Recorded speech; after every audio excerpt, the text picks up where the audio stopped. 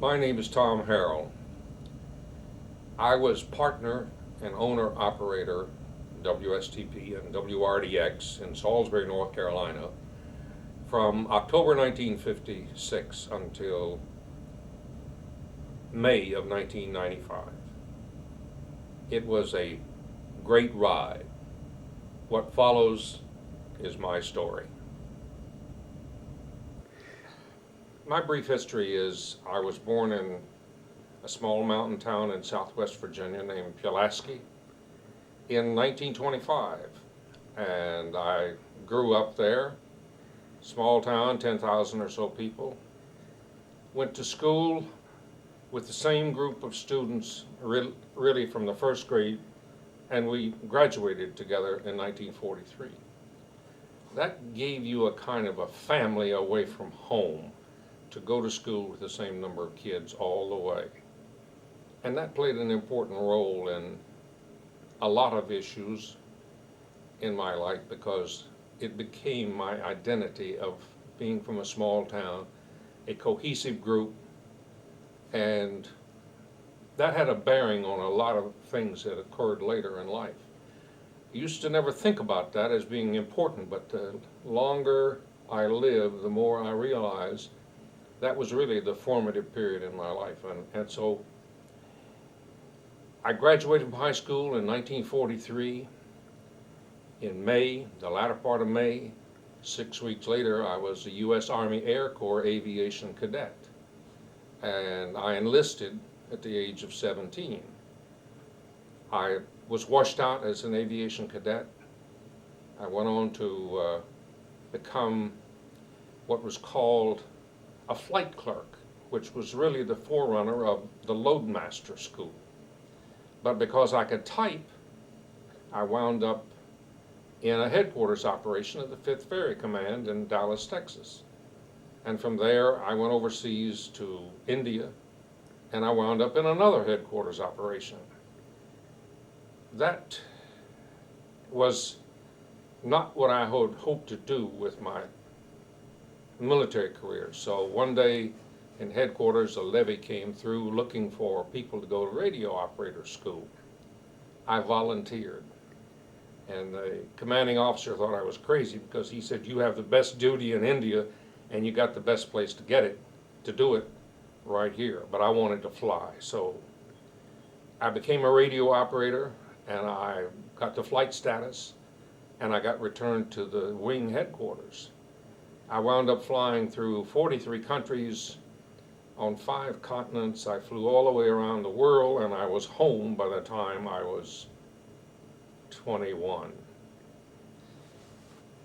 Most people think that that radio operator situation was what caused me to get into broadcasting. Not quite.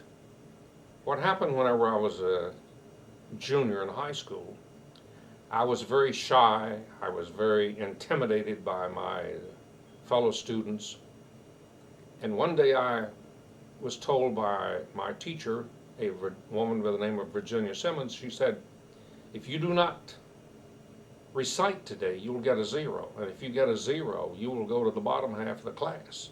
And you can forget about it, because everybody knew I wanted to fly. I wanted to be a pilot. You can forget about it. It won't happen, because only the top half is considered. I stood up, I recited, and the assumption was that I didn't know the material. I wasn't prepared. I did know the material. I was prepared. I just was intimidated by my fellow students. Well, I recited. At the end of my recitation, the teacher made one comment. She said, you should think about becoming a radio announcer. Well, I went home, told my mother, I forgot about it because I wanted to fly. After going through the military service, I went to school at the University of Virginia. And in my 3rd year, I ran out of money and the ability to do mathematics at the level I was getting involved in about the same time. So I dropped out of school. And when I went home, first by going by way of Washington, I went to Washington because I had a friend, a close friend who I'd gone to school with, who was working for the FBI, and he said, come to Washington, there's jobs here. Well, jobs in Washington were not that plentiful in 1949 because this was the first slowdown after the war was over in the economy. And my jobs up there didn't turn out. I had a couple of interviews, but I came home. I had the family car, and so I came home on a Friday after having a misadventure at a dance studio. I had a couple of interviews at Capital Transit. I got a job there, and that was a misdirection. So was a dance studio. Came home, and on Monday morning my mother said to me, "Well, what are your plans?" "I don't have any." And then she told me the story that Virginia Simmons had said. She reminded me that she said I should think about becoming a radio announcer. Well, I'd had a couple of courses at UVA that were useful, and I said, that's not a bad idea. I'll consider that. She said, "Your father knows the people who own the radio station. As a matter of fact, he does some work for the newspaper from time to time whenever they have press problems.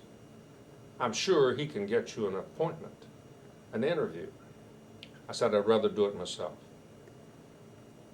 I called the manager of the station that very morning and told him what I was looking for, and his response was, "I don't have any openings. I don't know of any openings." But this was in the period in which a lot of AM stations were being built and coming on the air. He said, "But I get calls all the time. And the next time I get a call, if it's something that's in the region, I'll call you and I'll let you know."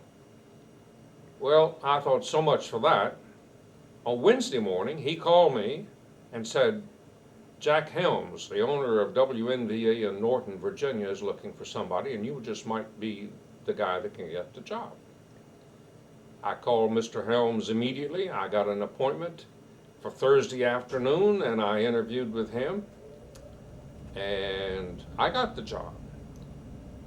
Conditionally, that the sales manager had to hear me do a newscast, and when he did, he would pass on whether or not I was saleable. I got about 15 minutes instruction of how to do a newscast with the signals of when I hold up my finger, there's a minute to go, and when I cook it, it's 30 seconds. I give you a fist, you got 5, and I cut your throat stop at the end of the sentence. Okay, I did the 4 o'clock news, and I got the job. I reported on the next Monday morning and went to work for $25 a week.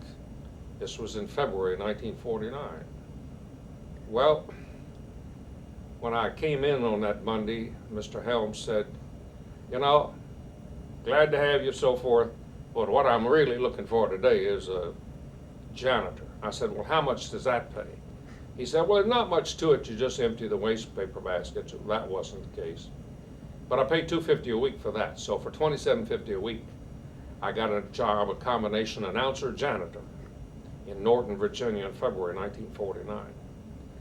So I went to work, and by Wednesday, I was doing my own morning show. They'd shown me how to operate the controls, where the music was, what I was supposed to be doing at different times of the morning. And so I had the morning shift from 6 until 8:30. And then after that, I was doing miscellaneous jobs around the radio station, including being janitor, but also writing copy. In the course of the interview, they determined that I knew enough English to write a complete sentence, and so I got the job of writing copy. On Friday afternoon of that same week, the manager, Mr. Helms, Jack Helms, he would sort of cruise around town and talk to people, and he had his finger on the pulse. Norton is a small mining supply town in southwest Virginia, in Wise County, near the far end of the triangle shape of that part of Virginia. Well, on Friday afternoon, he called the radio station around 3:30 and he said, there's been a shooting at the pool room across the street from the post office. Get over there and see what you can find out and get it on the 6 p.m. news.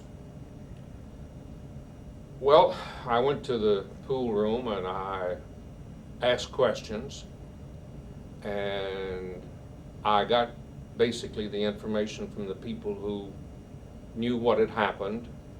I came back and I wrote the story and I put it on the 6 p.m. news, sponsored by Griever Motor Sales. And the reason for that was they were the Ford dealer. They were a big sponsor. And the announcer would say, "Watch the Fords go by, listen to them motoring by." And he would then growl down there real low. His name was Art Grunewald. I'll never forget him. But nobody else in town knew what had happened at the pool room except those who were listening to the radio station. Because normally the weekly newspaper would publish the story. This happened on Friday, and they wouldn't publish the story until the following Tuesday. Well, that's how I became a reporter. And I've found out since that that's basically all journalism is. If you have sources who tip you off to what is happening, you go, you ask questions, you sit down and write the story, and then you either get it published or you get it broadcast, and that's basically journalism. I thought that nobody knew that dirty little secret except me, because I was a reporter for about 2 years. But I realized one day that that guy who passed on whether or not I was saleable, the sales manager, his name was Bill Holland. He was 20 days to the day younger than me, but he drove a Cadillac. And when we went out to eat together, I was lucky if I could afford hamburger, and he ordered steak. And I decided I wanted to become a salesman. And so I asked the owner of the radio station if I could join sales. He said, "You think I'm crazy? I'm not going to let you go out there and mess with my customers. You don't know anything about selling." I quit the radio station job because I found somebody who would teach me how to sell. Equitable Life Insurance Company. They agreed that they could teach, and they had a job opening for somebody to work in Norton. I took the job. I got a small pay raise, not much, but they did put me in a sales teaching program, and I became an equitable salesman. And I became successful because that sales manager and I struck a deal that I would run a commercial every morning at 7 o'clock and every afternoon at 5 o'clock on the radio station. And I was buying commercials a minute for $1.50 a throw. For $3, which was about a third of what I was earning, I was able to put a commercial on the air. And I said, "Maybe you recall the name. I was once news director of this radio station, and I now sell insurance for the Equitable Life Assurance Society of New York. I don't know all there is to know about insurance, but I know people who do. And if I can help you, give me a call." My phone started to ring, and in 6 months' time, I had a surprising record. I was selling more insurance than anyone else in the Western District of Virginia, because I was using radio. And then one day the district manager came to town, and he started listening to the radio station somewhere outside of town. And by the time he got to my apartment, which is where we were meeting, he was livid, because who gave you the authority to advertise? I said, "I got a license here in my pocket that says I'm allowed to sell insurance, and I haven't made any offers that the license doesn't cover." He said, "You can't sell. You didn't have the approval. You can't take it off the air." I said, "Well, let's talk to the district manager." And we had some exchange, and finally he said, "Well, I'll find out from New York." Well, New York's lawyers decided they didn't want anybody tilting the playing field. I was making it harder for other people to sell, to keep up. They weren't in my market. They were in other towns. But I was given the happy word at Thanksgiving that I had to take my commercials off the air. So I took my commercials off the air and I gave them my resignation. And as luck would have it, on the day after Christmas in 1951, I met the owner of the radio station on the steps of the post office. It was a cold, snowy day, and he said,